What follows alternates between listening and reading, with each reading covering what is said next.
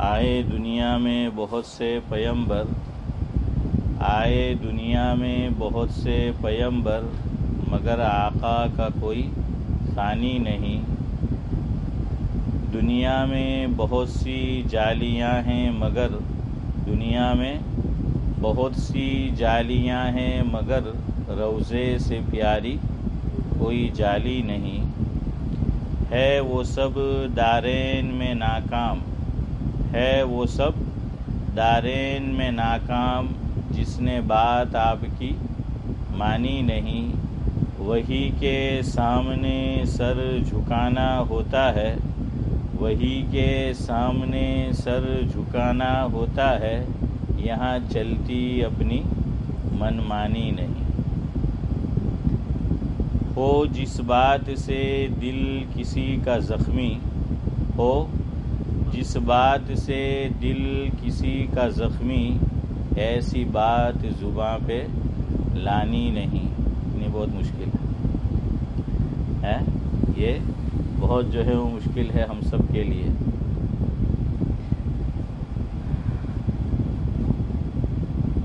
ہوگا وہ شخص عقبیٰ میں بے حد پشیماں، قدر جس نے زندگی کی جانی نہیں۔ اور آخری مصرع ہے دین کی ساری ہی باتیں سود مند۔ آپ کو اصل میں سنانا بھی یہی مصرع تھا۔ ہے دین کی ساری ہی باتیں سود مند، سود مند جانتے ہو نا؟ سود یعنی فائدہ، سود نہیں، وہ تو ہے ہی، سود یعنی انٹرسٹ یعنی بھائی وہ تو آپ نے انگلش میں بول دیا، لیکن ترجمہ کیا ہوگا؟ سود یعنی فائدہ۔ تو سود کو سود اسی لیے بولا جاتا ہے کہ اس سے آدمی کیا حاصل کرتا ہے؟ فائدہ حاصل کرتا ہے۔ ہاں، ہمارے حضرت مولانا ابرار احمد صاحب دہلوی رحمۃ اللہ علیہ ایک شعر سنایا کرتے تھے،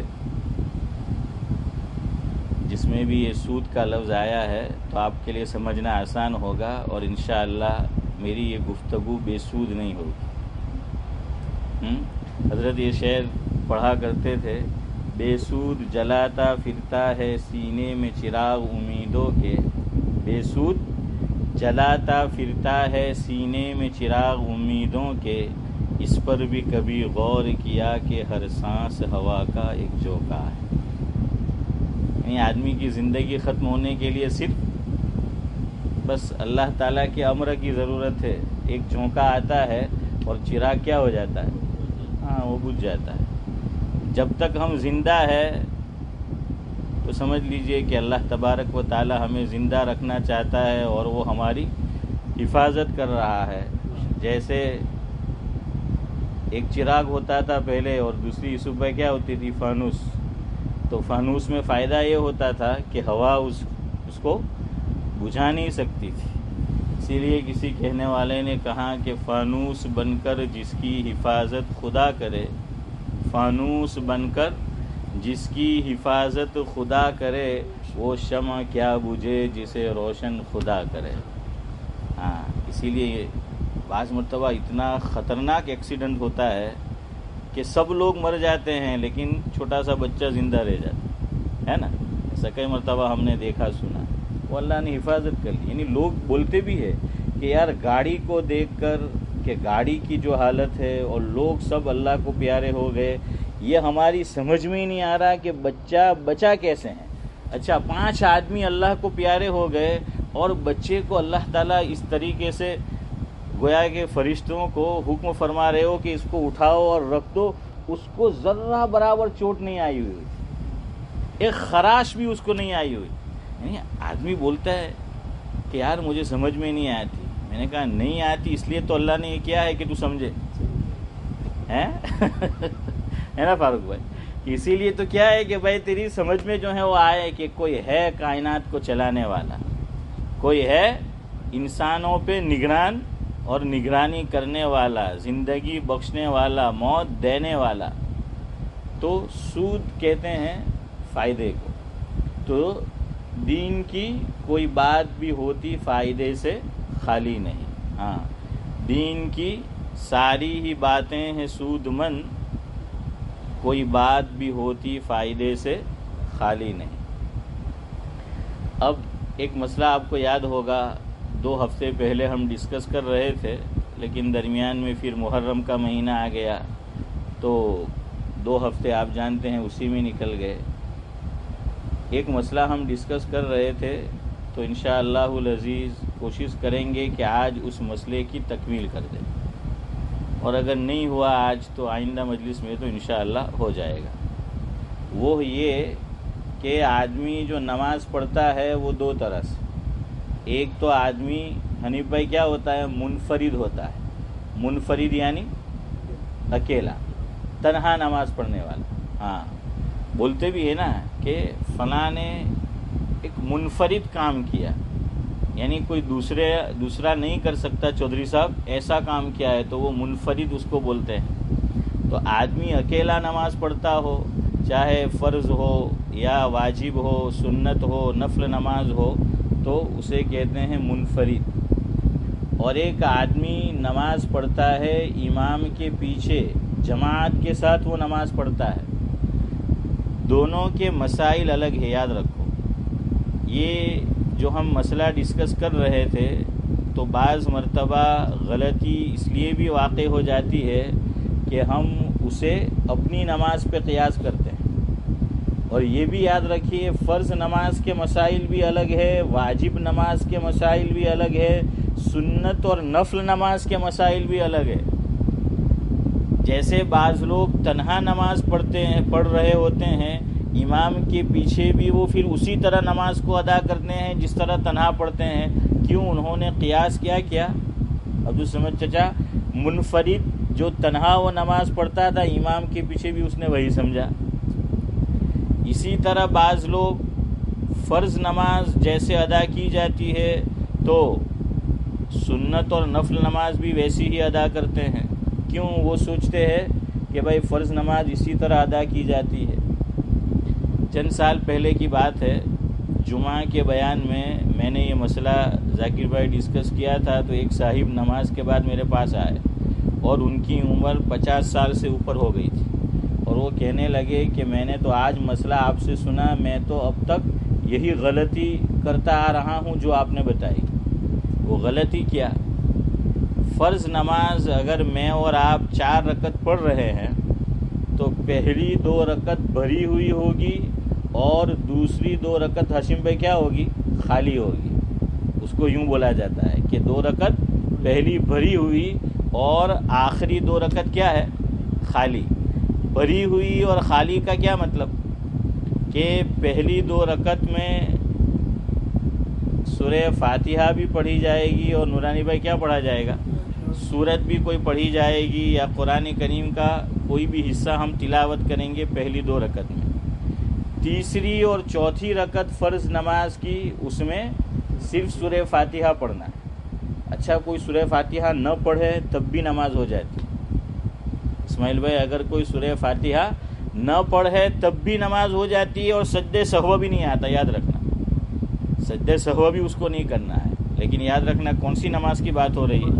فرض نماز کی بات ہو رہی ہے، اور اس کو سجدہ سہو بھی نہیں کرنا ہے۔ کب؟ جبکہ پہلی 2 رکعت میں اس نے سورہ فاتحہ بھی پڑھی، اور اس کے بعد قرآن کریم کا اور حصہ بھی جو پڑھنا چاہیے وہ اس نے تلاوت کر لیا۔ تیسری رکعت میں بعض لوگ کیا ہوتے ہیں کہ چلو اب تیسری رکعت ہے، فرض تو ہم نے ادا کر لیا، تو وہ خیالات میں گم ہو جاتے ہیں۔ تیسری رکعت میں کیا ہوتے ہیں؟ خیالات میں گم ہو جاتے ہیں، کچھ دیر کھڑے رہتے ہیں اور پھر چلے جاتے ہیں۔ یعنی پہلی 2 رکعت مینیول تھی، اور پھر دوسری 2 رکعت درس کیا ہے؟ ہاں، وہ آٹومیٹک ہو جاتی ہے، وہ آٹومیٹک پھر چلتی رہتی ہے، وہ ہو گئی نماز۔ کیوں؟ تیسری اور چوتھی رکعت میں سورہ فاتحہ پڑھنا واجب نہیں ہے۔ تیسری اور چوتھی رکعت فرض نماز کی، اس میں سورہ فاتحہ پڑھنا سنت ہے۔ تو اگر میں آپ کو یہ تعلیم نہیں دے رہا اور یہ ترغیب نہیں دے رہا کہ مت پڑھیو، سمجھ آیا نا؟ بعض لوگ الٹا سمجھتے ہیں۔ میں تو یہ بتا رہا ہوں کہ اگر ایسا ہو گیا تو سجدہ سہو نہیں کرنا ہے اور نماز ہو گئی۔ کیونکہ بعض لوگ کیا ہے، یعنی مسائل ہم نے سیکھے نہیں ہوتے، اور سجدہ سہو کو حنیف بھائی ماسٹر کی سمجھ رکھا ہے۔ جو بھی غلطی نماز میں ہو جائے تو سجدے سہو کر لو. اور بعض لوگ تو اتنے آگے بڑھ جاتے ہیں کہ پوچھیے مت. ہمارے حضرت مولانا ابرار احمد صاحب دہلوی رحمۃ اللہ علیہ سناتے تھے کہ ایک شخص نے نماز کے بعد سجدے سہو کیا اور بم بلاسٹ ہوا تھا. کیا ہوا تھا؟ نہیں سمجھے؟ چڑیا چھوڑی تھی اس نے. ہاں، ہوا خارج ہو گئی تھی. اب بعض مرتبہ بو آتی ہے اور بعض مرتبہ نہیں آتی. ہاں، پہلے تو گلاب کے پھول ایسے ہوتے تھے روز کہ ہر ایک کے اندر خوشبو آتی تھی. اب تو کم بخت جیسے ہی انسان کی محبت جعلی ہو گئی، پھول بھی جعلی ہو گئے ہیں. ان میں بھی اب خوشبو نہیں ہوتی. بعض میں خوشبو ہوتی ہے، بعض میں نہیں ہوتی ہے. تو اسی طرح آدمی جو ہوا چھوڑتا ہے، ہوائی فائرنگ کرتا ہے، تو کبھی کیا ہوتی ہے؟ اس میں بو ہوتی ہے. ہاں، اور میں نے آپ کو سنایا تھا کہ ایک صاحب ہمارے ساتھ بیٹھنے والوں میں تھے، مجھ سے بڑے تھے. وہ یہ سناتے رہتے تھے کہ زور سے پادم کبھی نہ گندم، دھیرے سے پادم بہت گندم. وہ یہ کہتے تھے کہ زور سے ہوا چھوڑو تو بو نہیں آتی عام طور پر، اور دھیرے سے چھوڑو تو کیا ہے؟ وہ بو آتی. تو لیکن دونوں میں پرابلم ہے. زور سے چھوڑو تو لوگ ہنستے ہیں، دھیرے سے چھوڑو تو لوگ بھاگتے ہیں. دونوں میں سے ایک چیز جو ہے وہ ہوتی ہے تو آدمی شرمندگی سے بچنا چاہتا ہے. یہاں ایک مسئلہ یاد رکھو، کسی کا مذاق نہیں اڑانا چاہیے. ہوا اگر خارج ہو، کیوں؟ ایک مرتبہ یہی بات ہوئی تو اللہ کے نبی صلی اللہ علیہ وسلم نے فرمایا، مفہوم یہ ہے کہ تم اس بات پر کیوں ہنس رہے ہو جو بات خود تمہارے ساتھ پیش آتی ہے. جو بات خود تمہارے ساتھ پیش آتی ہے، تم خود اس میں مبتلا ہو، تو پھر اس میں تم کیوں ہنس رہے ہو؟ اللہ اکبر. ایسا جگر، ایسا دل حشیم بھائی ہم تو کہاں سے لائیں گے؟ اور چونکہ ہمارا دل جگر ایسا نہیں ہے تو ہمیں ایسے واقعات صحیح بھی ہوں گے کہ نہیں، شیطان یہ خیالات ڈالتا ہے کہ بس یہ ویسے ہی قصے اور واقعات ہے. یعنی آدمی یہ ماننے کو بھی تیار نہیں ہوتا کہ ایسا بھی ہوا. ایک خاتون پردے دار خاتون، پردے والی، وہ ایک بڑے عالم کے پاس مسئلہ پوچھنے کے لیے آئی. آ کر بیٹھی تو ہوا خارج ہو گئی اور زور سے ہوئی، زور سے. اب اس کو شرمندگی محسوس ہوئی. ایک تو عورت ذات ہے اور عالم دین کے سامنے، بزرگ کے سامنے یہ عمل ہے. عبدالحفیظ چچا ہو گیا تو اس کو اور پشیمانی ہوئی، شرمندگی. اب بزرگ نے سوچا کہ اگر اس کو یہ یقین ہو گیا کہ یہ آواز میں نے سنی ہے تو مسئلہ نہیں پوچھے گی، یہ شرمندہ ہوگی. تو انہوں نے یہ کیا کہ بڑی بھی آپ مسئلہ پوچھنے آئی ہے تو مجھے سنائی نہیں دیتا ہے، میں ذرا اونچا سنتا ہوں. اردو میں جو بہرا ہو اس کے لیے کیا بولا جاتا ہے کہ میں ذرا اونچا سنتا ہوں، میں ذرا اونچا سنتا ہوں. جیسے ہمارے حضرت مولانا مفتی سید احمد صاحب پالنپوری رحمۃ اللہ علیہ اخیری زندگی میں یہی ہو گیا، یہی ہوا تھا حضرت کے ساتھ. حضرت یہ فرماتے تھے کہ زور سے بولو، تم آہستہ بولتے ہو تو میں میں سنتا تو ہوں کہ تم کچھ بول رہے ہو. اب دیکھیے اللہ کی قدرت دیکھیے، ہمیں تو معلوم ہی نہیں تھا. جب حضرت نے یہ بات بتائی تب پتہ چلی. ڈاکٹر نے تشخیص کی حضرت مفتی سید احمد صاحب پالنپوری رحمۃ اللہ علیہ کی بیماری کی. فرمایا کہ اللہ نے دو چیزیں الگ بنائی ہے. ایک کوئی بول رہا ہو تو ہم سن سکتے ہیں، وہ پوائنٹ الگ ہے، اللہ تعالیٰ نے وہ چیز الگ بنائی ہے. ایک ہے سننا اور پھر اس کو سمجھنا، وہ ایک الگ سے چیز ہے. تو حضرت فرماتے تھے کہ تم بولتے ہو دھیرے سے تو مجھے سنائی تو دیتا ہے لیکن میں سمجھ نہیں پاتا. اللہ اکبر. اب دیکھیے یہ نعمت اللہ نے مجھے اور آپ کو دے رکھی ہے. ہمیں تو معلوم بھی نہیں کہ یہ جو ہم سن رہے ہیں، سمجھ رہے ہیں، یہ ایک نہیں دو نعمت. سننا مستقل نعمت اور فوراً سمجھ جانا، فوراً سمجھ جانا یہ مستقل نعمت. جیسے شیخ سعدی علیہ الرحمہ نے لکھا ہے کہ یہ سانس جو ہم لیتے ہیں یہ ایک نعمت نہیں ہے، یہ دو نعمت ہے. یہ ایک نعمت نہیں ہے اللہ کی، دو ہے. کیوں؟ آدمی سانس لے رہا ہوتا ہے، ایک آکسیجن وہ باہر چھوڑتا ہے اور معاً اسی وقت وہ کیا کر رہا ہوتا ہے، دوسرا آکسیجن اندر لے رہا ہوتا ہے. تو یہ دو نعمت ہے. یہ سانس کا آنا جانا یہ ایک نہیں، یہ اللہ تعالیٰ کی دو نعمتیں ہیں.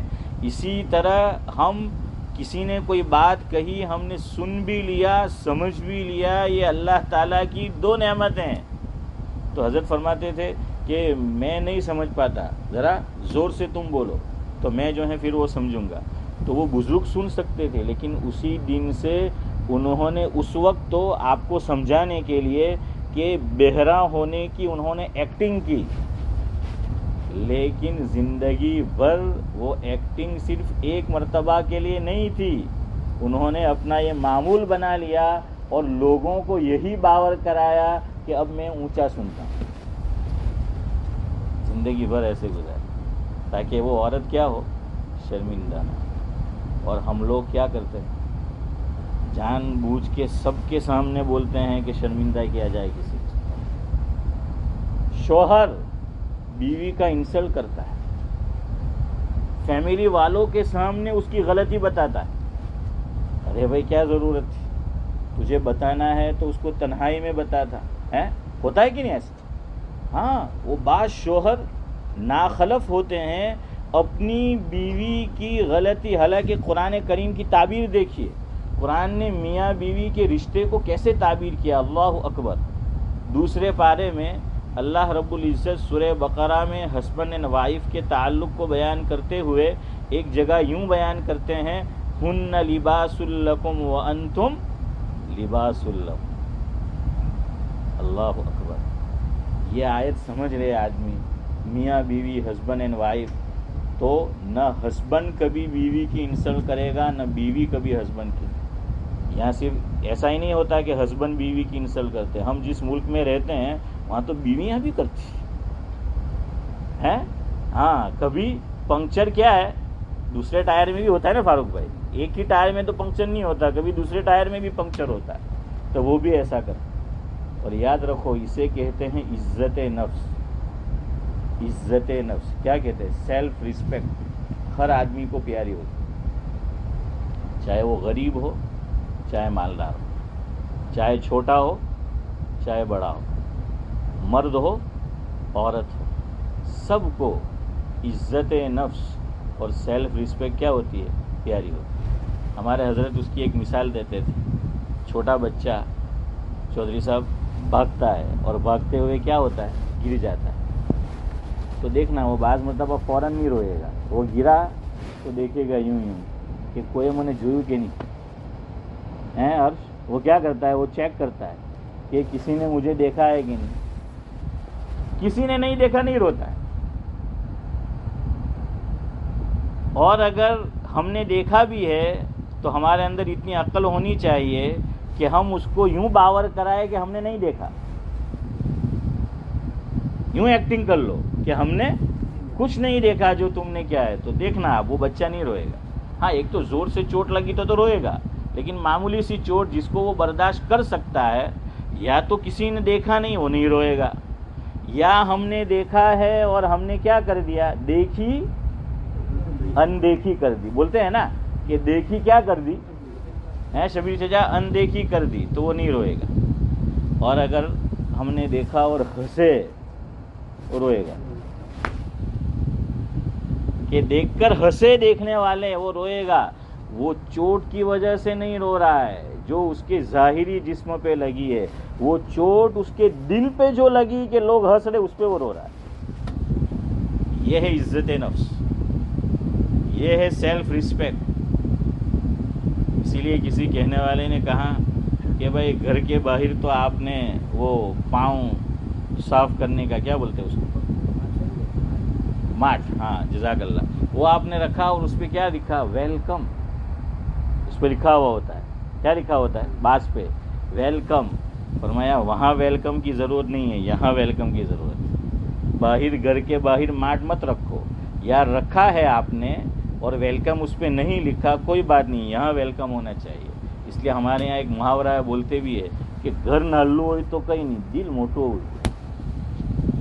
بعض لوگوں کے گھر مکانات بہت بڑے ہیں لیکن دل کیا ہے، چھوٹے ہیں، تو وہاں کوئی نہیں رہ سکتا. 2 بیڈ روم فلیٹ ہے، 3 بیڈ روم مکان ہے، کبھی کوئی موقع آیا آ گئے. دیکھیے یار، میں آنا تو چاہتا ہوں شادی کے اندر یا کوئی اور ایسا موقع ہے، لیکن پرابلم یہ ہے ہماری فیملی بڑی ہے، رہیں گے کہاں؟ تو وہ اس کی بھی فیملی بڑی ہے، 2 بیڈ روم فلیٹ ہے، 3 بیڈ روم کا مکان ہے. وہ کیا کہتا ہے، اللہ تو فکر ہوا کرے આપણે સિટિંગ રૂમ બહુ મોટો છે હે આપણે તો શું છે સિટિંગ રૂમ એમ કે બહુ મોટો છે, બધા નીચે એમ કે બિસ્તરો પાથરીને એમ કે સૂઈ જાઉં, એમ કે કંઈ નહીં, એમ કે ઘર નાનું છે તો શું થયું, આપણું દિલ મોટું છે. تو اصل ہوں موٹو ہو جو دل موٹو ہو. حضور نے حدیث میں فرمایا، مفہوم یہ ہے، بڑا آدمی مالدار آدمی وہ نہیں ہے جس کے پاس کیا ہو یہ زیادہ ہو، بڑا آدمی وہ ہے جس کا دل بڑا ہو. کسی نے بہت اچھی بات کہی کہ اب راستے بہت بڑے ہو گئے لیکن دل کے راستے چھوٹے ہو گئے. مکانات تو ہمارے بڑے بڑے ہو گئے لیکن دل کی گلیاں یہ تنگ ہو گئی. تو ویسا جو ہے وہ معاملہ ہے. تو خیر بہرحال سیلف رسپیکٹ سب کو پیاری ہوتی ہے. ہمارے حضرت مفتی یعقوب اشرف راندیری رحمۃ اللہ علیہ فرماتے تھے، عزت نفس اور سیلف رسپیکٹ بھنگی کو بھی پیاری ہوتی ہے. اب تو نہیں ہوتا ہاشم بھائی، ہم نے بچپن میں دیکھا ہے نا نورانی بھائی، کہ وہ جو گندگی ہوتی تھی، غلاظت کا ڈھیر، تو صاف کرنے کون آتا تھا؟ بھنگی آتا تھا، ہے نا. ہاں، وہ بھنگی آتا تھا. حالانکہ اس کا پیشہ اور کام کیا ہے، گھٹیا درجے کا ہے نا، بظاہر ہے یوسف بھائی، گھٹیا درجے کا ہے، لیکن اس کا بھی اگر ہم انسلٹ کریں گے، چاہے اس کو آپ آئندہ ڈبل مزدوری دو، وہ نہیں آئے گا. کیوں؟ آپ نے کہاں چوٹ پہنچائی؟ اس کے عزت نفس پر جو ہے وہ چوٹ پہنچائی. ہاں، بہرحال میں یہ کہہ رہا تھا کہ عزت نفس جو ہوتی ہے وہ سب کو کیا ہوتی ہے، وہ پیاری ہوتی ہے. تو بچہ کہاں سے بات چلی؟ ہاں، ہن لباس لکم وانتم لباس لہن، ہسبینڈ اینڈ وائف، کہ دونوں آپس میں ایک دوسرے کے کیا ہے، لباس ہے. اب دیکھیے، لباس میں نے بھی پہن رکھا ہے، آپ نے بھی پہن رکھا ہے. لباس کے بہت سے فائدے ہیں. ان میں ایک فائدہ یہ ہے کہ لباس کیا کرتا ہے، ہمارے عیب کو چھپاتا ہے، ہمارے جسم کو چھپاتا ہے. ہمارے جسم چھپ گیا نا، ہمارا جسم جو ہے وہ چھپ گیا. تو مرد اور عورت، میاں اور بیوی، ہسبینڈ اینڈ وائف، یہ دونوں بھی کیا ہے، لباس ہے. اللہ فرما رہا ہے دونوں آپس میں ایک دوسرے کے عیب کو چھپائے، سب کے سامنے بیان نہ کرے، انسلٹ نہ کرے. لوگ یہ نہیں سمجھتے، اور اسی لیے بہت سے رشتے پھر بگڑتے ہیں. اور یہ یاد رکھیے، کبھی بیوی کے دل میں یہ بات گھر کر جاتی ہے، شوہر نے سب کے سامنے بیوی کا انسلٹ کیا ہے، وہ انتظار میں رہے گی کہ کبھی موقع آنے دو کہ میں بھی اس کا سب کے سامنے کیا کروں، انسلٹ کروں، بے عزتی کروں. وہ اندر ہی اندر لاوا پک رہا ہوتا ہے، وہ نفرت کی آگ اندر ہی اندر وہ بھڑک رہی ہوتی ہے. بہرحال بات جہاں سے بھی چلی ہو، چلے ہم پھر آتے ہیں یہاں پر کہ کیا نماز،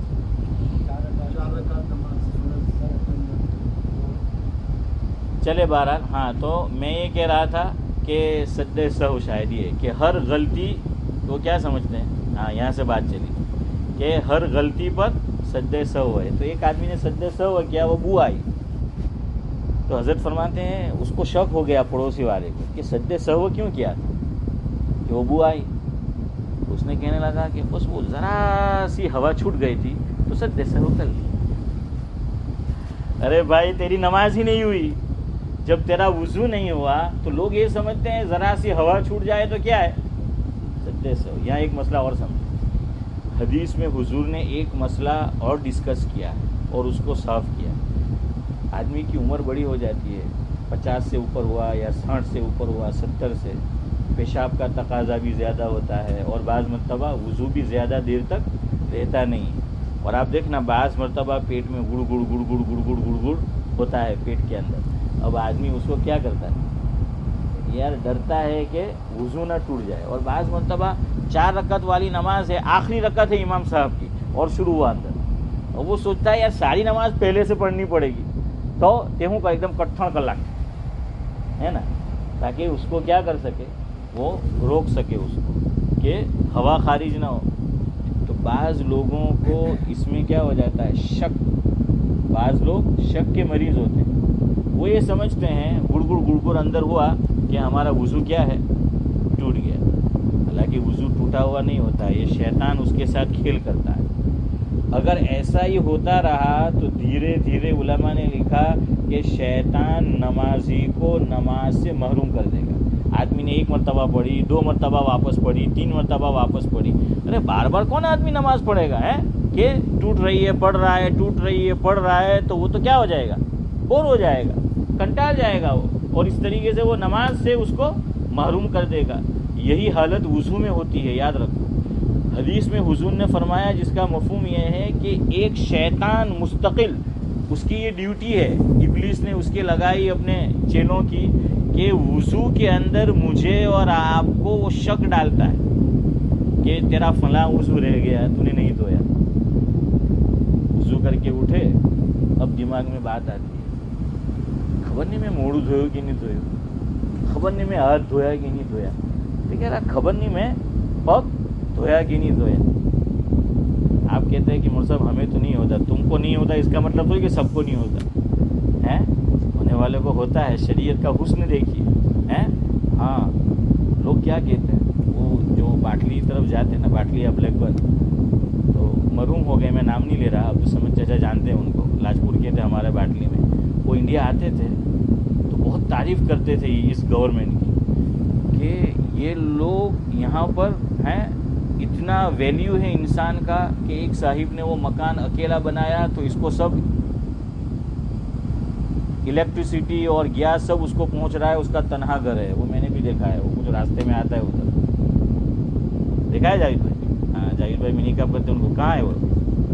ہاں تو اس طرح وہ کچھ کہہ رہے کہ وہ ہے، وہ ساری گورنمنٹ نے اس کو سہولیات کیا کی، عطا کی، صرف ایک آدمی کے لیے. تو میں نے کہا کہ شریعت نے بھی دیکھی، ہم سب کو نہیں ہوتا تو کیا ہوا، ایک کو بھی ہوا تو اس کا مسئلہ حل ہو گیا. اب شروع سے وضو کرو تو ایک تو پانی ویسٹ ہوگا، ہے کیا ہوگا، پانی ویسٹ ہوگا، اور آدمی دھیرے دھیرے پھر شک کا مریض ہو جاتا ہے. یاد رکھنا، 1 مرتبہ 2 مرتبہ 3 مرتبہ پھر وہ شک کا مریض ہو جاتا ہے. تو دوران وضو فقہا نے مسئلہ لکھا، یاد رکھو، کیونکہ مستقل ایک شیطان ہوتا ہے، اس کی یہ ڈیوٹی ہے. اور وضو کے وقت بھی شیطان حاضر، اور نماز جب شروع ہوتی ہے تب بھی کم بخت حاضر ہو جاتا ہے کہ اب کیا کرے، وسوسے وہ ڈالے. لیکن وہ بھاگتا اذان سے، وہ بھاگتا کس سے ہے، اذان سے ہے. اب ہماری مسجد کا حسن دیکھیے، جس چیز سے شیطان بھاگتا تھا اس نے اذان دینے والوں کو لڑا دیا، تو اسی میں لڑتے رہتے. تو اب شیطان یہاں بھی آ گیا ہے. ہاں یہ تو وہ عمل تھا کہ شیطان بھاگتا ہے، ہمارے یہاں اسی پہ لڑتے. خیر بہرحال تو کیا ہے، وہ شیطان وہ مستقل یہ ڈیوٹی ہے. تو اگر کسی کو، یاد رکھو، اس نے ہاتھ دھویا ہے اور پھر اس کو شک ہوا کہ پتہ نہیں میں نے فلاں وضو دھویا کہ نہیں دھویا، تو کیا کرنے کا، ریورس میں جاؤ، اس سے پہلے والا جو وضو ہم نے دھویا ہے وہاں سے شروع کرو. اب ہم ہاتھ دھو رہے تھے، وسوسہ پیدا ہو گیا، اس سے پہلے کیا دھوتے ہیں، چہرہ دھوتے ہیں نا. تو اب کیا کرنا ہے، یہاں سے. ہاں یہ بھی کب، یہ بھی دیکھیے شریعت کا حسن، کبھی کبھار ایسا ہوتا، بار بار ایسا کرتا ہے اور ہمارے ساتھ وضو میں کھیلتا ہے. حضرت مولانا یعقوب صاحب نانوتوی رحمۃ اللہ علیہ کے پاس ایک شخص آیا، چودھری صاحب، اور مسئلہ پوچھا کہ بھائی ایسا ایسا ہوتا ہے، جب بھی وضو کرتا ہوں مجھے شک ہو جاتا ہے کہ میں نے فلاں پارٹ دھویا کہ نہیں، فلاں وضو دھویا کہ نہیں دھویا ہو جاتا ہے، میں کیا کروں. تو حضرت نے فرمایا مفہوم یہ ہے کہ یہ شیطان ہے، وہ تجھ سے کھیل رہا ہے. اب تو ایسا کر, وضو کے دوران آئے تو دھو لے جو اس سے پہلے والا وضو ہے. وضو کے بعد اگر تجھے آئے, ہاں ایک ہے یقین, دیکھیے دو مسئلے الگ ہے جاوید بھائی, گڑبڑ مت کرنا. ایک ہے شک اور ایک ہے یقین. ہاں یقین ہے کہ میں نے اور آپ نے فلاں وضو نہیں دھویا تو دھونا ہے. مثال کے طور پر میں وضو سے فارغ ہوا اور مجھے یقین ہو گیا کہ میں نے ایک ہاتھ دھویا ہے اور ایک ہاتھ نہیں دھویا. اب وضو میں دونوں ہاتھ دھونے ہیں نا. اب یقین ہے تو اس کو کیا کرنا پڑے گا, لیکن نئے سرے سے وضو نہیں کرنا ہے, صرف کیا کرنا ہے, ہاتھ دھونا ہے. یہاں بھی یاد رکھیے, لوگ دھوتے نہیں مسح کرتے ہیں, وضو نہیں ہوگا. یاد آیا نل کے پاس جائیں گے کیا کریں گے, یا یہ کہ بعض تو جاتے بھی نہیں, وہ یاد اچھا اور ابھی وہ ٹاول سے وہ پوچھنے والا تھا یا ٹیشو سے, اور اس کو یاد آ گیا تو کہ ہاتھ تو جو مرا ہوں چھے لیلا ہے بنا علاج, تو وہ اسی کو پھیر دیتا ہے. یہ مسح ہے, یاد رکھنا یہ مسح ہے. ایک بس ڈرائیور, ایک دن میں نے مسئلہ بیان کیا تو وہ مجھے کہنے لگا کہ مولوی صاحب پھر تو میرا وضو ہوا ہی نہیں. یہ مسئلہ میں نے بیان کیا تھا کچھ عرصہ پہلے بھی. میں نے کہا کیا, دیکھیے کہ ہم جو جاب کرتے ہیں, میں بس ڈرائیور ہوں, اب سنگ چھوٹا ہوتا ہے اور بھی لوگ آ رہے ہوتے ہیں, تو اب دھونے جاتے ہیں تو پھر کیا ہوتا ہے, پانی بہت گرتا ہے نیچے فلور پر. اب وضو بھی کرنا ہے, نماز بھی پڑھنی ہے, تو میں تو وہ ہاتھ لے جاتا ہوں اور زیادہ پانی نیچے نہ آئے تو کیا کرتا ہوں, آپ پاؤڈر لگا رہے ہیں نائسل ہے. تو اس طریقے سے میں نے کہا کوئی میک اپ تھوڑی کرنا ہے تیرے کو ہے.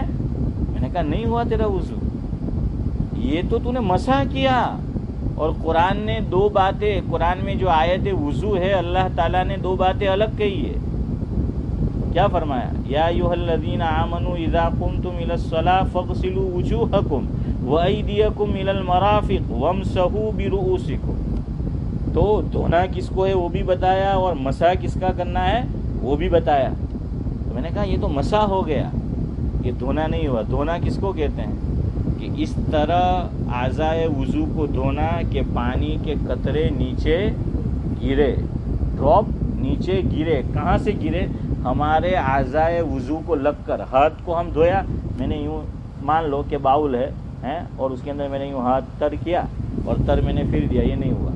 ہاں اگر میں وہاں سے چلو بھر پانی لیتا ہوں, لوگ کہتے ہیں چلو بھر پانی میں ڈوب جاؤ ہیں, تو بھائی کم از کم آپ یہاں کیا ہے, چلو بھر پانی لو اور ڈالو. اب آپ پانی ڈالو تو اسماعیل بھائی کیا ہوگا, گریں گے نا, گرنا چاہیے.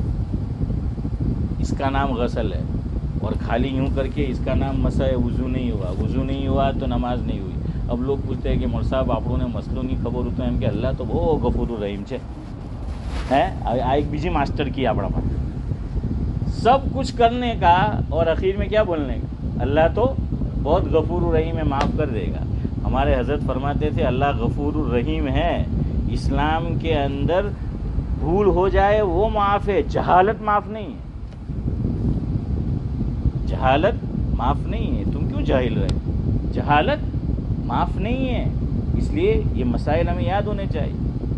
اب آپ ہوائی جہاز میں بھی جائے تو وہ سنگ بہت چھوٹا ہوتا ہے. اب تو خیر وہ نماز پڑھنے نہیں دیتے, ورنہ جب میں حج میں گیا تھا 2010 میں تو اس وقت تو مجھے تو پڑھنے دی تھی. وہ چودھری صاحب ہمارے امیر صاحب جو تھے حسین صاحب, وہ جب میں حج سے آیا, حج پڑھ کر, وہ اسپرنگ فیلڈ گارڈن میں رہتا تھا, وہ ملنے کے لیے آئے مجھے. تو مجھ سے انہوں نے ایک سوال یہ کیا کہ امام صاحب پلین میں نماز پڑھنے دی تھی. میں نے کہا کہ جی ہاں مجھے تو پڑھنے کا موقع ملا.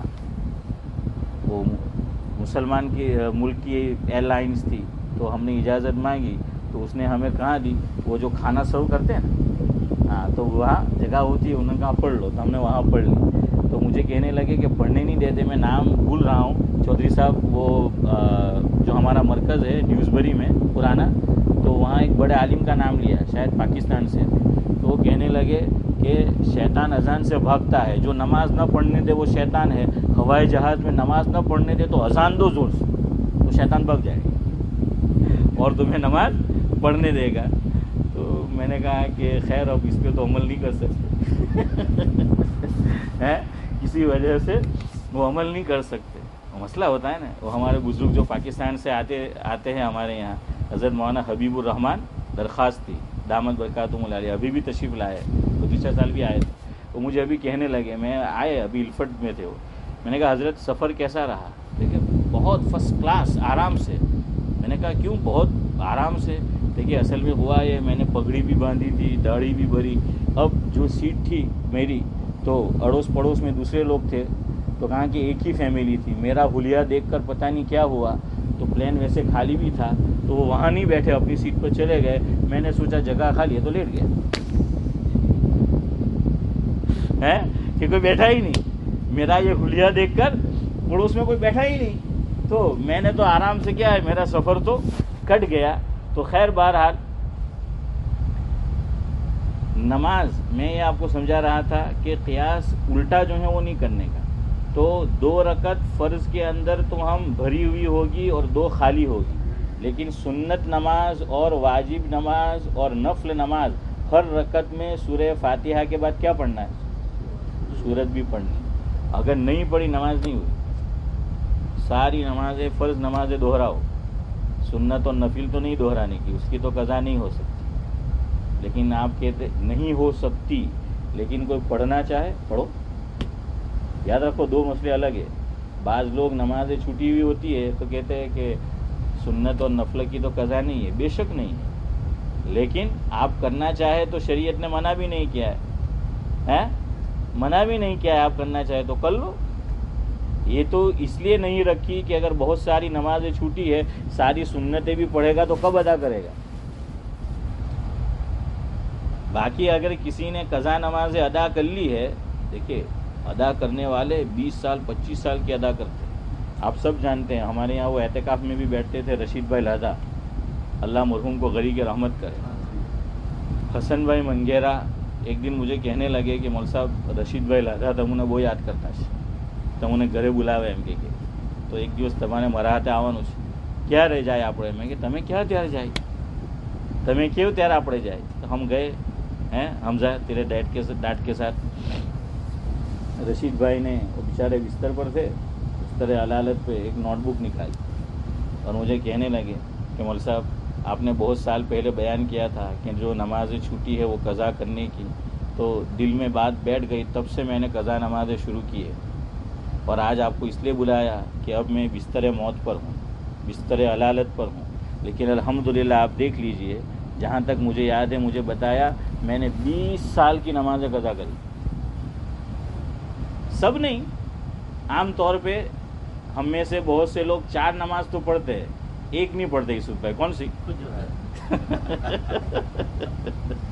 ہے؟ فجر نہیں پڑھتے. اور ہمارے وہ پاکستان کے بزرگ کی بات میں آپ کو سناتے رہتا ہوں، مفتی ظہور علی خان صاحب رحمۃ اللہ علیہ ہیں. اسماعیل بھائی QNA کی مجلس ہوتی تھی جمعہ کی نماز کے بعد وہاں. تو فاروق بھائی کسی نے حضرت سے پوچھا کہ فجر کی نماز میں ہر مسجد کا یہ حال ہے، نمازی کیوں کم ہوتے ہیں حضرت؟ تو فرمایا کہ اصل میں بات یہ ہے کہ یہ جتنے بھی ہے فجر نہیں پڑھتے. جب پیدا ہوئے نا، ان کے کان میں جو اذان پڑھی گئی وہ کم بخت ظہر والی پڑھی گئی، فجر والی پڑھی ہی نہیں. تو اس لیے انہوں نے سنا ہی نہیں پیدا ہونے کے ساتھ الصلاۃ خیر من النوم. تو وہ یہ سمجھتے ہیں کہ وہ ظہر والی نماز تھی تو وہ شروع ہی ظہر سے ہوتی ہے. وہ ایک خیر ہنسی کی بات تھی. پھر حضرت نے مسئلہ سمجھایا، وہ یاد رکھو، بچے کے کان میں اذان کامل پڑھنی. اذان کی 2 قسمیں لکھی ہے علماء نے. ایک اذان کا نام ہے اذان کامل اور دوسری کا نام ہے اذان ناقص، ایک خاص معنی کے اعتبار سے. بچہ پیدا ہو تو کون سی پڑھنی ہے؟ عبدالصمد چچا آپ جانتے ہیں، وہ ایک آدمی کا فون آیا، آپ کے رشتہ دار بھی ہے شاید، کہ مول صاحب وہ بچہ پیدا ہونے والا ہے تو میں ڈسکس ہو رہی ہے، میں گھر میں کہتا ہوں فجر والی اذان پڑھنے کی، تو کہ بدھا گھر والا مارا پر ٹوٹی پڑا کہ نہیں ظہر والی پڑھوانی. میں نے کہا تو ٹوٹی જ પડે ને، હું કહું کہ આપણે આજ સુધી સાંભળેલું જ નહીં. تو اس نے کہا کہ میں نے آپ سے بیان میں سنا تھا، تو کہ آپ ایسا کرو مول صاحب یار یہ میری بات نہیں مانیں گے، تمہیں ذرا واٹس ایپ پر ایک نلی کم تھی کلپ بولی نے موکلی دے ہیں تو میں کیا کروں گا، وہ سنا دوں گا. تو بہرحال یاد رکھے آپ سب، اب تو یہاں جتنے ہیں وہ کیا ہے وقت نکل گیا فاروق بھائی، لیکن بہرحال بچے کے بچے بچی کے بچے تو ان کو سمجھانا ہے کہ اذان کون سی پڑھے؟ اذان کامل پڑھے. فجر والی جو ہیں وہ اذان کو وہ پڑھا جائے. تو جہالت شریعت میں عذر نہیں ہے. تو اس لیے واجب نماز میں سب میں قرات ہوگی، سنت میں سب میں قرات ہوگی، نفل کی ہر رکعت میں کیا ہوگی؟ وہ قرات ہوگی. اور عورتوں کو خاص طور سے مسئلہ یاد رکھنا ہے. عورتیں تو ہمارے ساتھ نماز میں نہیں ہوتی، ہم تو فرض نماز پڑھتے ہیں، تو خیر اب امام کے ذمے ہے سارا، ہمیں تو وہ جو کر رہا ہے اس کی کاپی کرنی ہے. لیکن عورتیں گھر میں نماز پڑھتی ہے تو وہ یاد رکھے کہ فرض نماز میں کیا ہے. اچھا ایک مسئلہ اور یاد رکھیں، کبھی بائی مسٹیک کیا ہو جاتا ہے کہ ہم 4 رکعت فرض کی پڑھ رہے ہیں، تیسری رکعت میں یا چوتھی رکعت میں ہم نے سورہ فاتحہ پڑھی تو پڑھنی ہے. سورہ فاتحہ کے بعد بائی ایکسیڈنٹ کیا ہو جاتا ہے، ہم کوئی سورت پڑھ لیتے ہیں. اب کیا فرماتے ہیں آپ، سجدے سہو آئے گا کہ نہیں آئے گا؟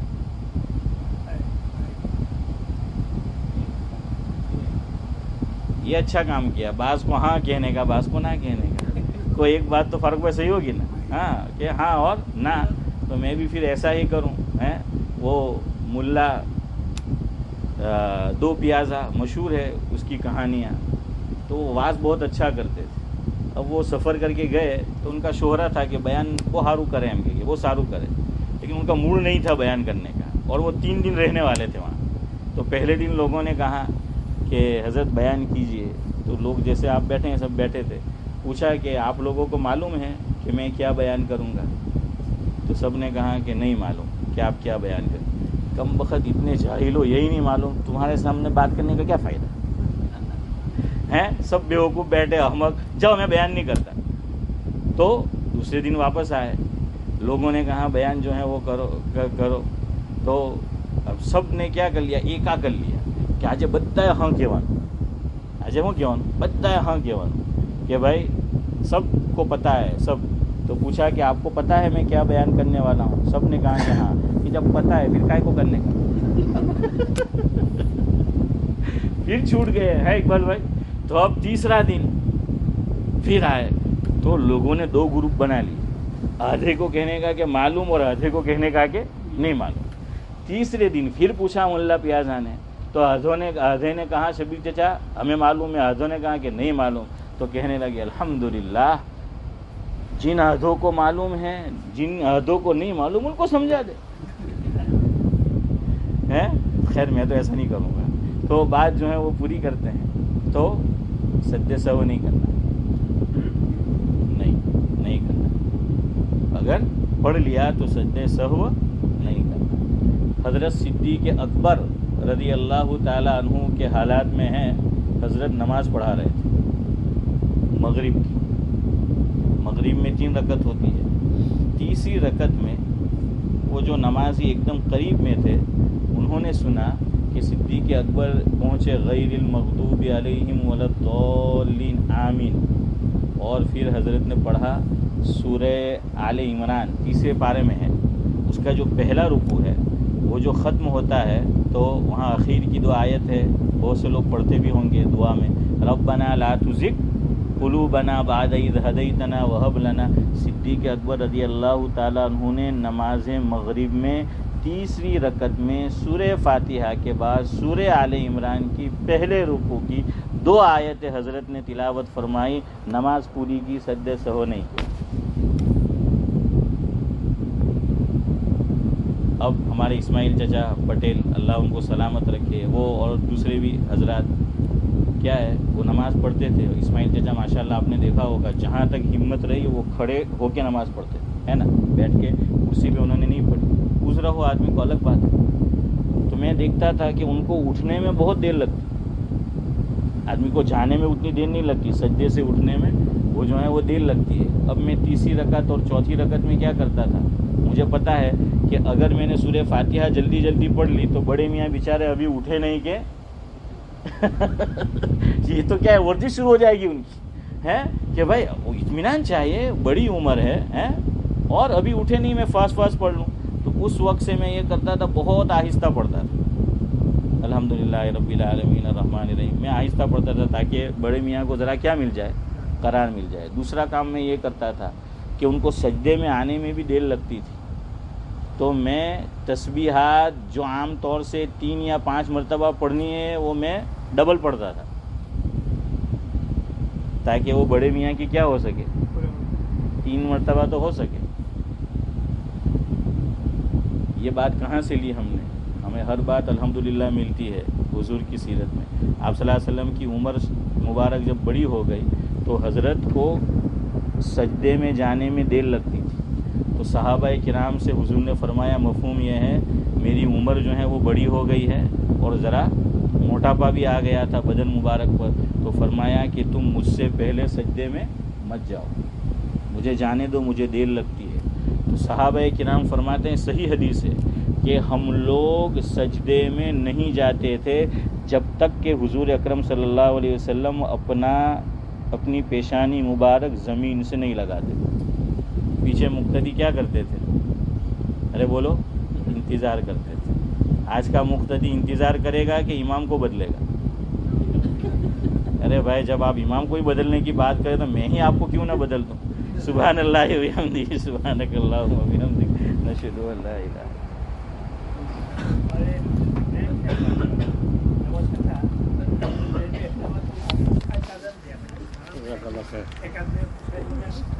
کس میں یہ اذان دیا؟